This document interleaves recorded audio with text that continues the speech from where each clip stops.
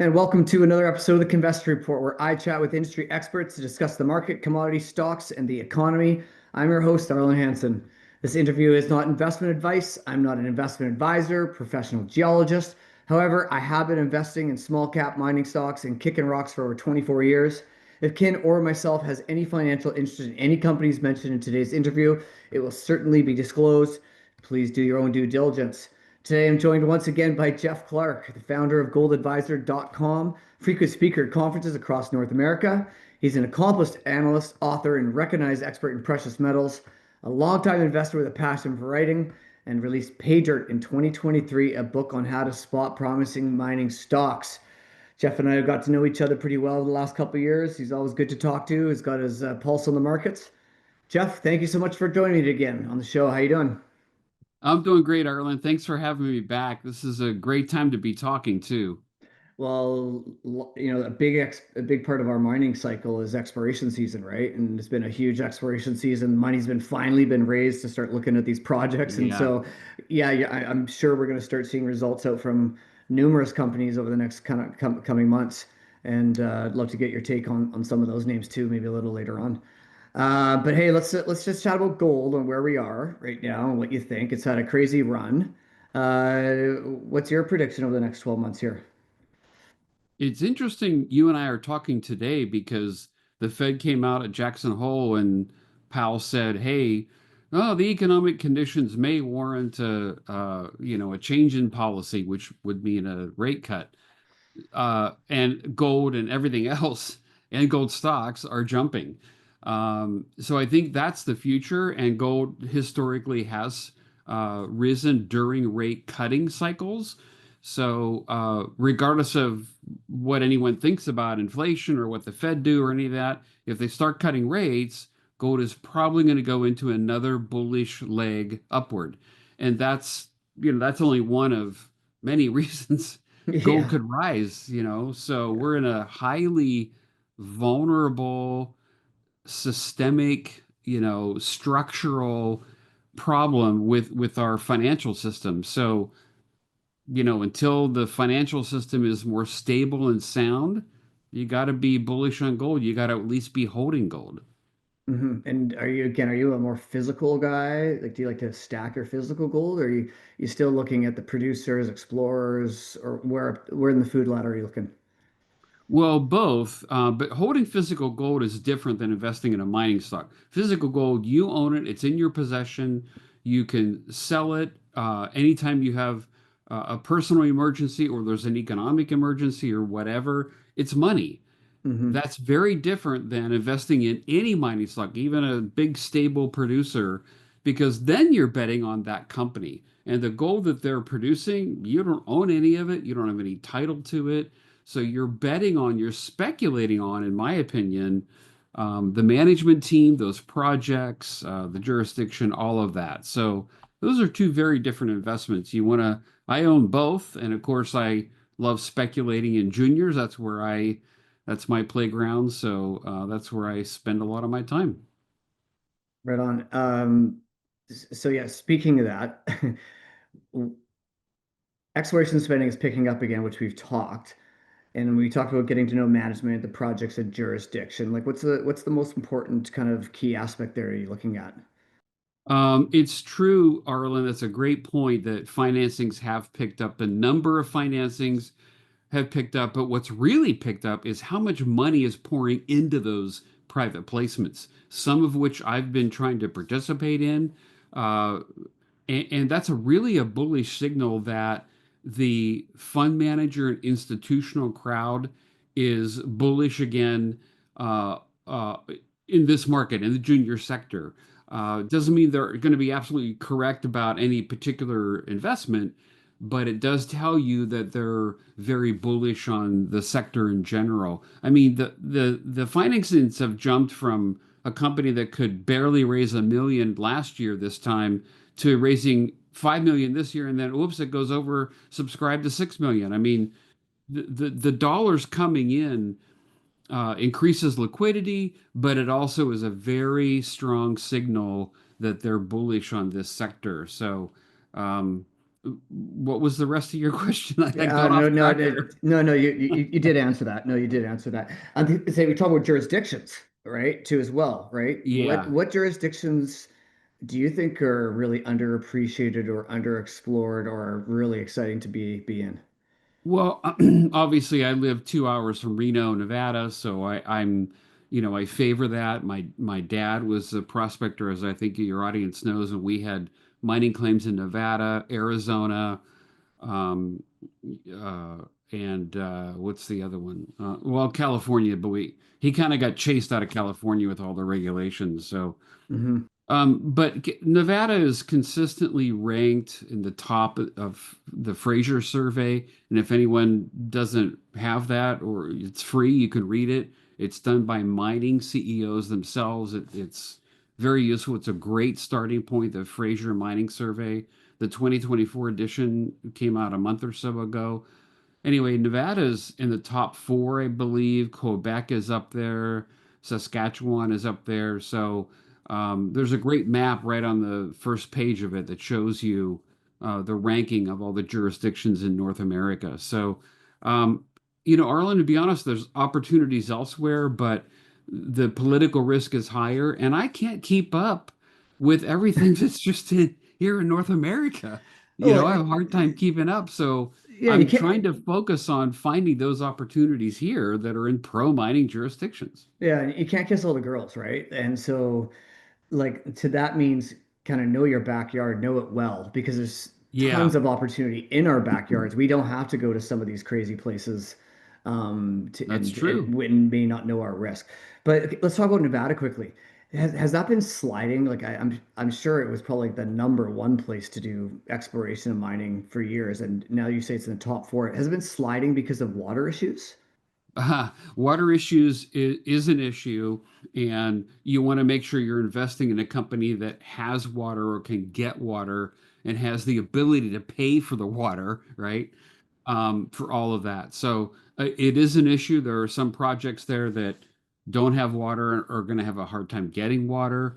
Water's critical. It's required for a mining investment.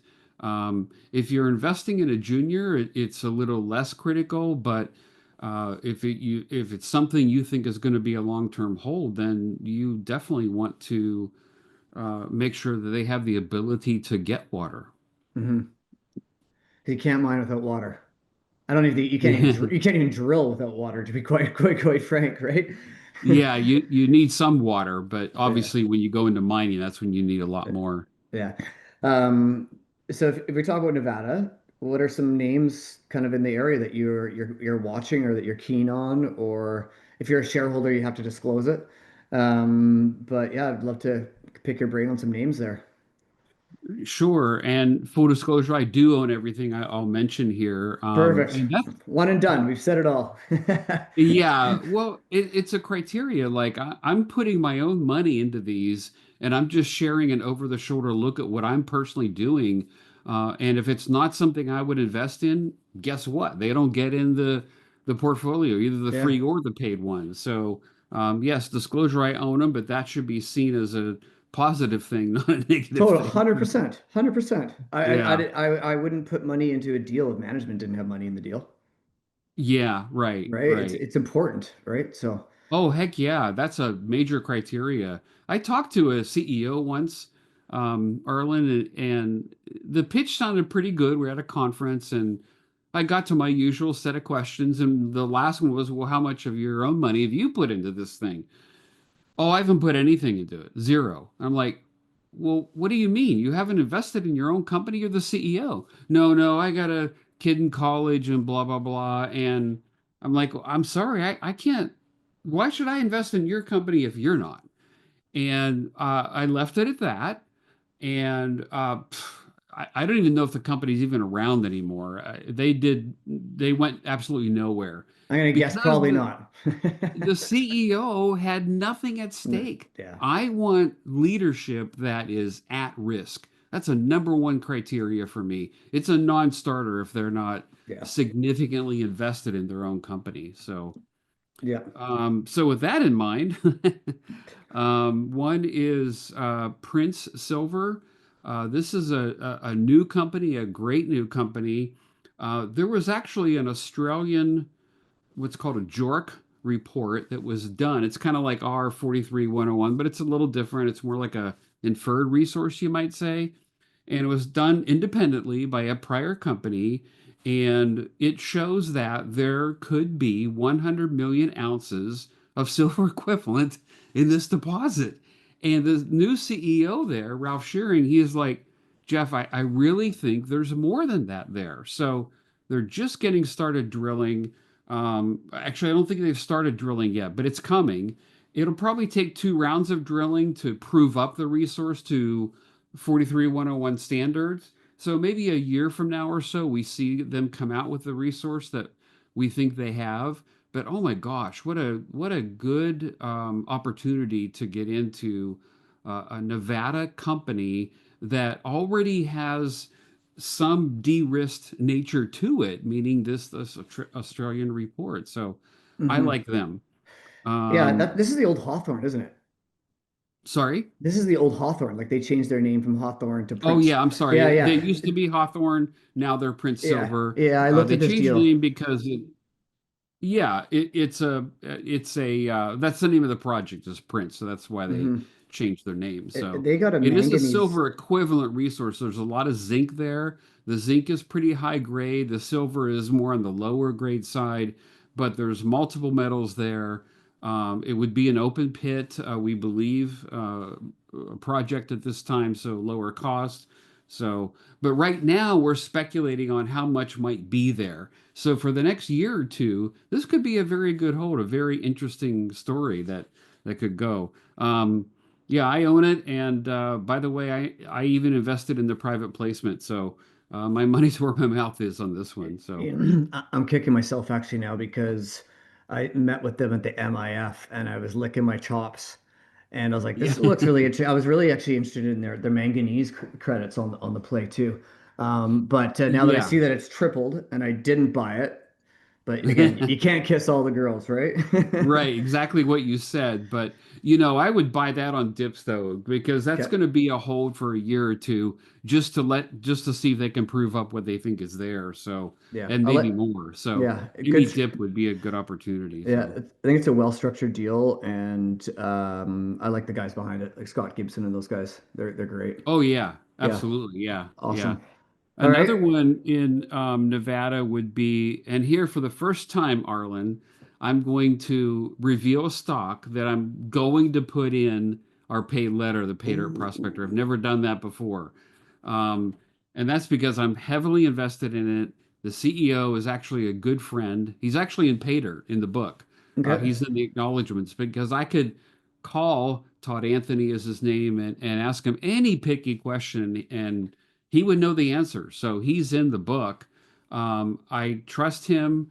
I think he knows what he's doing. He's been very successful.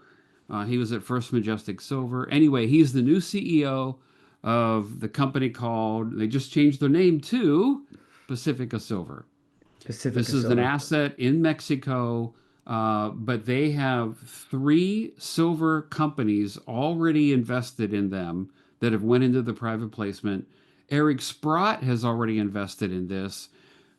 They just raised 10 million. I participated in a private placement with them earlier. Um, the project is a brownfields project, the Claudia project. It's been drilled before. There's been some mining there. The geologists believe that there's a lot more there. In fact, one of the geologists from First Majestic Silver is working on this project and has been working on it. There's a lot of potential there. They'll be drilling. They have enough money now to start drilling. I believe they'll start drilling in September. Um, anyway, this is one that will be going into the paid prospector, the paid letter. So there you go. Your audience gets it for free. But Ooh, obviously, I hope you join so that we can, because we're going to be tracking the company and reporting on all their progress and everything, plus 20 other picks in that letter. that's the first time I heard of that one.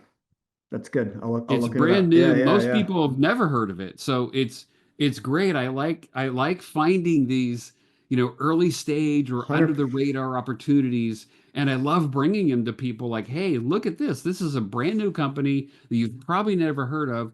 look who's invested in it and look at this project. That's exactly what we have for Pacific Silver. Mm, like that. I like that. I'm gonna look into that much more. You know, you get names like Vizsla and First Majestic cutting checks and Eric Sprott. You would think that the Yeah. due diligence on the project has been done to a much greater degree than mine, right? Right. Right. They've looked at that. I'm, Silver Corp is also invested in it. So, oh wow. yeah, they would have looked at things before they probably signed a CA and looked at everything before they invested. But that's a pretty strong, vote of confidence in this company that you have that many, you know, big companies and Eric Sprott investing in this. Yeah. Yeah. When you're looking at some of these gold stocks, what's like the first red flag that makes you walk away? We talked about management not owning any skin in the game, so let's take that off the list. What's the next red big flag that you look at to say, no, I can't look at this? Someone who has, a really fancy resume, but has never done before what I'm investing in now. So one trick that you can use is look at this the CEO or whoever, the geologist, whatever, look at their prior companies that they ran, they were in charge of. And did they create shareholder value? Did the stock rise during their tenure at these previous companies? That's exactly what you want to see. And the companies I mentioned and many others, that's exactly what they've done. So if someone has a fancy resume, but their last company was a marijuana company, eh, I'm a little leery to, I'm not saying don't invest in it. I'm saying that that's a riskier proposition and you may want to invest accordingly, meaning a smaller amount if you really like the project or whatever. So, Yeah. but for me, I've been burned before by bad management. I've been burned before by investing in highly risky, political jurisdictions. So I avoid them. We're Hmm. already in the riskiest, asset class on planet Earth. Why add to that risk? So I like to reduce my risk, and I will miss some. I fully acknowledge that I'm going to miss some, but I like to lower my risk. I think we all want to lower our risk, especially the older we get, right? Yeah, right, Right. right. Speaking of our age, we've both seen multiple gold cycles. What lessons from past bull markets and bear markets are most relevant for investors today, do you think? Oh, that's a good question. Past bull markets have ended either in a mania or they just kind of petered out. The mania was in the 70s, January 1980. Everybody knows that. And then the one from up to 2011, that was not a mania, but it just, it kind of petered out and investors went on to other things. I don't know if this one goes to a mania or not, but what I think is that it's going higher because of structural financial issues that I mentioned earlier. A lot of stuff we see, like the Fed, that's those are short-term things. The price is driven by traders. So I try to look at the big picture, and I just feel very comfortable owning a meaningful amount of physical gold and holding on to it. I haven't sold any gold. I'm holding on to it. If you look at a chart, remember we had the cup and handle, Arlen, in gold, and it Hmm. broke out above, that 3,000 level, and that was the breakout from the cup and handle. Very strong technical signal. Well, if you look at the log chart of that cup and handle, the log chart suggests that the intermediate price top in gold is 4,000 and Hmm. we're at what 3,300 something. Hmm. So I think there's more room to grow. This is going to continue to rise, and I think what is important is that that'll only be the intermediate top. There will be more legs higher as we go through all this. The other thing is that gold stocks, in my observation, looking at history, tend to trail gold itself. So we had the breakout in gold. It started last February, leap year day, last year. Gold ignited, and a lot of us, like that summer and fall, were like, Why the heck aren't the mining stocks moving higher with gold? They didn't move. Well, they started to move at the end of the year, and this year they've really rocketed. Many have doubled and tripled year to date, some even more than that. So the bull market, quote unquote, in gold stocks only is, what, 6, 8, 10 months old. Months old. Yeah. So that's very young, obviously, for a bull market. So, Well, even gold languishing this summer, many stocks have moved. So, yeah. Well, I just I think that like junior mining stocks cannot move until they're funded, yeah, right? right, right. Because you can't do much with that $1 million, right? Like you just can't do you can't do anything with $1 million in junior exploration, and it's taken this amount of time for these companies to get funded, and now they can take Yes, and the good stewards of that capital will create shareholder value through efficient exploration, well managed companies, right? And we just right. even like when gold was going to 2,000, 2,500, these juniors still weren't getting funded. And everyone was pulling their hairs out Yes. like, why can't these Yeah, stocks go higher? Well, they can't go higher that's because they don't have exactly right. money. They can't. Like we all know the Right. kiss of death is hitting like an incredible good hole and not having any And money nobody back. cares, right? Well, you don't have any money in the bank because you can hit a great hole with no money in the bank and your stock's going lower because you still need more money to Right, advance it further, right? Like right. that's what I've seen. Um, Yeah, now they have it though. That's the great thing. A lot that of the is a good great thing. companies, they have plenty of cash to aggressively explore. That's great. Yeah. One thing that I've learned from my experience, though, is when we do see this period of time of bought deals, deals being oversubscribed, I can't get a piece because all of a sudden somebody else is more important than my money or your money, or institutional money is more important than people like you or I or other Right. shareholders that are active. Um, it tends to me feels like it's a short-term top. That's what my history says. And I'd say short term because it takes some time to flush out that liquidity. That hot money that's coming in needs to get cleaned out before those stocks can go higher again. So it Yep. kind of feels like we could be a little short term toppy. Last couple of weeks in the markets kind of felt a little bit sleepier. Yeah. But that can all change, right? We certainly didn't get the buy and main go away this year. No, no. Well, gold's been trading in a range since May, but a Hmm. lot of mining stocks, as you point out, have really done well. I've been buying aggressively this summer, while gold is weak, and if a stock drops and I want it or I want it in a replacement, yeah. So one thing I would say, Arlen, is that it could be a little toppy in the short term. But think about what all that money could tell us this fall and winter in drill results. Hmm. And not all these companies are going to succeed, but some will. And they'll be reporting those results this fall and winter. And that could really kickstart another financing cycle, you Hmm. know? Hmm. And the other thing to consider is that we don't really have, Main Street and Wall Street coming into our sector to any significant degree yet. That's still ahead. And I think that'll happen to a certain degree once the S&P and the Dow and the Nasdaq and all those indices go weak, whether it's a crash or just a bear market or they go flat. When they start looking at our sector and see all the green on the screen that the producers are just printing cash right now, I think they have yet to come into this industry. And when they do, that's going to push prices higher as well. It's money flow. We need that generalist capital from the US for sure. Yeah. Uh, what's the most common mistake you see investors make in the mining space, and how can they avoid it? Good question. I think chasing one stock, putting all your money in one, and then expecting it to go to the moon. If you're going to invest in juniors, if you're going to speculate, you have to diversify. You have to have a basket. It doesn't mean you buy 10 tomorrow, but you need to kind of zero in on the basket that you want to have and make sure you have a basket. Chasing doesn't work. It's one of the commandments in pay dirt. Don't chase. And I Hmm. give you a very specific formula of how not to chase. But I think that would be the first thing that jumps out at me. Yeah.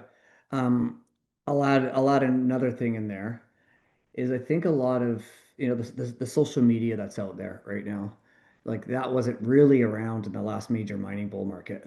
And I think a mistake that a lot of investors are going to do is taking, a post that they see or some promotion that they see on a mining story, and it looks exciting because the stock's trading volume, the stock's going green every day, and they get suckered into buying that, and they just don't even know what they're buying, right? They And that's don't know what they're why, buying, yeah. right? And like I have a few select newsletter writers that I subscribe to, such as yourself, um, and it's because I know you guys have the experience not to fall into that trap, right? Yeah, And I exactly. look at you, and I also don't have the time, all the time in my life to go hunt and look for all these deals that are kicking around, like this new one that you just mentioned, Pacifica Silver. Never heard of it. Pacifica. Yeah. Pacifica Silver, right? Never heard of it. Yeah. And that's why I subscribe to newsletter subscriptions like yourself, is to get other ideas outside my area of influence of people that I know, just for new ideas, right? Yeah. So that's Well, good. speaking of new ideas, we just released a new pick this week in Pater Prospector, the newsletter, the paid newsletter. Brand new. I have to, can't give away every pick, so I have to let people Okay. subscribe, but it's got, it's a gold explorer. And as you mentioned, Arlen, it's in Nevada. They've already got 2 million ounces. The stock is at a bargain basement price. Drilling's underway. And on top of all that, there's very little analyst coverage. Hardly anybody covers it. I think I'm like the second analyst to cover it. That's it. And there's no formal, bank coverage or institutional coverage. So that's a great buy right now. That's a good thing. And then the other one I really want to mention, Arlen, is we've got to talk about uranium a little bit, right? Is Homeland Uranium. They're in Colorado. That is, for the most part, a pro mining jurisdiction. But they did something silver similar to what Prince Silver did, and that is buy an asset that probably already has, a mineable asset and just needs to be proven up. They probably are sitting on, 50 million pounds of uranium there in Colorado at this deposit. They just have to prove it up. Again, it'll probably take a round or two of drilling to do that. But I really like the CEO. I like the team that's behind it. Take a look at the team that's behind that company on their webpage, and it's incredible the people that are involved in this company. I mean, almost every major player that has run a company in the uranium space is invested in this or is part of the team. So it's crazy. There's a lot of people, uranium experts, that are invested in that company. So I like it a lot. It actually is dipped just recently, so a good entry point right now too. Well, full disclosure, I know that team intimately. I get Uh, paid. I get paid to work with them. I own equity and I own options in them. Um, and that was because of my history with uranium exploration, with Hathor exploration, ISO oh exploration, and yeah. NextGen. But yeah, that is a spectacular team. I worked with Paul on Potash One. Eugene McBurney's on the board. Ross from Fission. Like the list goes on that one. So yes, paying client of Kin Communications. I have to make that disclosure, but glad you like it. I do like it, and they're not. I like it so much, and I think it's a lower risk play that I might graduate them to the free letter. We'll see. But full disclosure, I own it as well. I invested in the private placement, so Mhm. that's one that I really like and think has a really good shot. It's a lower risk speculation in the uranium sector. Yeah. So this kind of brings it back to the jurisdiction question of being in the US. Like, I've certainly seen permits being granted quicker than ever before. Yeah. Like a complete change of attitude around exploration down there and pro mining. It makes me want to go all in the US. Right? Like it just does. Like we got Trump here backing this.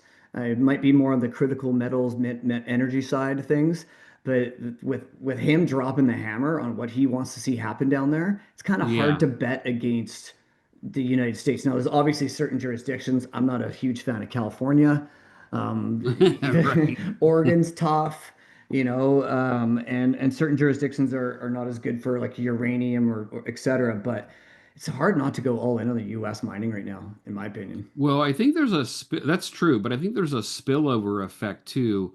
Since Trump got elected and started talking about streamlining permitting, you've seen some provinces in Canada. Unfortunately, I don't know if BC is one of those, but many They're provinces trying. They're trying. Yeah. they're trying. That's a good way to put it. Have loosened or streamlined regulations as well. So there is a spillover effect. So I personally like Canada too. But yes, if you're looking at an asset that needs to get a permit or has permitting in its near future, it's hard not to look at that because they're probably going to get that permit quicker or easier or more efficiently or cheaper than they have been in the past. And that's a good thing because, this all this stuff isn't going to kill the environment or anything. That's not the point. The point is to, streamline the duplicate things that are being done in a permitting process. So I think it's all good. I really do. There's always going to be companies that may abuse something or not follow through on things they're supposed to do, but that's always going to be the case. You There's know, always a bad apple. Always a bad apple somewhere. right, right. Yeah. But in general, I think it's a good thing that he's streamlining permitting. Definitely. Yeah. Yeah. What I don't want to see on my personal, and who cares about my opinion, I don't like fast tracking. Like streamlining, I think is important, but I don't think fast tracking is the right answer. Because like we saw that happen in Brazil when the iron ore shortages showed up, right? And what happened? Two major, major mining disasters because they were built too fast, right? So that's what I don't want to see that. We care, we love, and we need this environment. And there's a way to do it properly, Oh, right? But absolutely. We want to do that properly. In fact, I mentioned this, I talk about this in the book, and I'm not trying to push the book. I'm just saying this is an important topic and I addressed it. And there's going to be technological advances that are good that will streamline permitting in and of itself, right? But mhm. you want a company that's going to be environmentally responsible. That's the only way to do this. If we get too many bad apples, we're going to go back to the longer permitting timeframes, and investors might leave the sector. So it's important that we do this right. It's awesome. Jeff, I always love catching up with you. I know you're going to be in Vancouver in a couple of weeks, so we'll sit down, we'll break some bread there, and share some war stories again, which would be awesome. Yeah, I love it. And you'll be at the Metals Investment Forum in Vancouver. I think that's the 27th. Well, it's they moved it to 2 days, so it's the Yeah. 26th and 27th, I believe, of September. But I have so many companies I want to bring. I mean, this is the time. This is the time, Arlen. I'm not guaranteeing people I'm going to be right, but I will tell you my money's where my mouth is, and I have been investing aggressively this summer. And I have so many companies they have to put me on both days. So I'm going to have panels on 2 different days there. So Yeah. it's an exciting time. I'm excited Yeah. about, what the next couple of years are going to look like for us. Yeah, I'm excited that when a company actually does put out good drill results, these stocks finally move again. I Yeah, mean, man, because exactly right. there was a period of time it was just like you put out a great drill hole and the stock got clobbered because people just wanted liquidity, Yeah, right? that was as early as a year ago. Yeah, So yeah, it's changed. It's changing and it's better for us. And I think it's a green light signal to invest on dips, of course. yeah, yeah. Awesome. Well, that's it for today's episode. You can keep up with Jeff and his work at thegoldadvisor.com, and I will promote your book. And be sure to check out his book, Pay Dirt. You can see the little symbol on his back screen there. And if you haven't already, join the Kinvestor Network by subscribing to our channel. Follow us on social media. If you like what we talk about, like the video, comment. And up and coming in October, we also have a conference chock full of exploration and development companies in the mining sector, which you'll hear more about, and we'll see you there too as well. That's great. What's Arlen, up? thanks for having me. Let's make sure we stay in touch. This Oh is yeah. an exciting time. Yeah, no, we'll stay in touch a lot. Thanks, Jeff. Thank you.